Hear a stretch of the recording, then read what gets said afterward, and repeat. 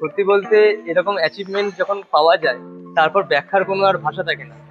তবে আমার মনে হয় যে তার প্রজাপতি 2 যে মুভিটা আমাদের এই অনুষ্ঠানে যে একটা প্রমোশন পেয়েছে, তাতে করে আমাদের ভাষাহীন এবং খুব ভালো লেগেছে যে দর্শকরাও এটাকে খুব সাপোর্ট করেছে, খুব ভালো লেগেছে। টোটাল কতজন আজকে অ্যাওয়ার্ড পেলেন? 100-র ওপর অ্যাওয়ার্ডই ছিলেন আজকে, এবং সবাই ইদিকা ম্যামের মুখের দিকে তাকিয়ে যে তিনি আসবেন, তিনি অ্যাওয়ার্ড দেবেন, এবং এডিএস ক্রিয়েশনের যে শো, এই দুটোর দিকে তাকিয়ে তারা সবাই এসেছে। বিশেষ আপনার পুরো নাম? আমি অরিন্দম সেঠ। বিশেষ ম্যাডাম, যেটা হচ্ছে ইদিকা পাল যেমন ছিল সেরকম আপনিও কিন্তু একদম প্ল্যান কুইন হিসেবে সাথে ছিলেন এবং স্বপ্নকে ওনার বাস্তবায়িত করেন। এই জায়গায় দাঁড়িয়ে কি বার্তা থাকবে সমাজের জন্য?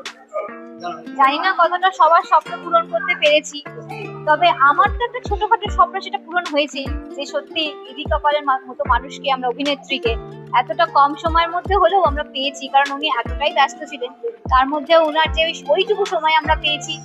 আর তার সাথে হচ্ছে তোমরা এসেছো, আর বাকিরা হচ্ছে সবাই আমাদের সাথে এতটা সাপোর্ট করেছে। সবার নিজস্ব নিজস্ব কিছু ভাবনা থাকে, এক্সপেকটেশন থাকে, জানি না কতটা ফুলফিল করতে পেরেছি, চেষ্টা করেছি। ব্যাক টু ব্যাক 5 বছর অনেকটা যেতে হয়েছে, চড়াই উতরাই পেরোতে হয়েছে। আজকের দিকে দাঁড়িয়ে 6 নম্বর দিনের জন্য আপনার ডবল অ্যাড কিছু কি স্বপ্ন নতুন করে দেখা শুরু হলো? নিজেকে আরো ডেভেলপ করা, যা এক্সপিরিয়েন্স হয়েছে সেটাকে আরো ডেভেলপ করা, সেখান থেকে আরো ভালো কিছু শেখা, নিজেকে আরো নতুন ভাবে তৈরি করা, আর সবার সাথে সুন্দরভাবে কোঅপারেট করা। আপনার পুরো নাম, আপনাদের সংস্থা? আমার সংস্থার নাম হচ্ছে এডিএস ক্রিয়েশন। আমরা করি বাংলা শ্রেষ্ঠত্বের সেরা স্বীকৃতি সম্মান, 4 বছর করছি। আমি হচ্ছে দিশাশ্রী শেঠ অ্যান্ড ফাউন্ডার, আর আমার বর হচ্ছে অরিন্দম শেঠ, আমরা দুজনেই ফাউন্ডার।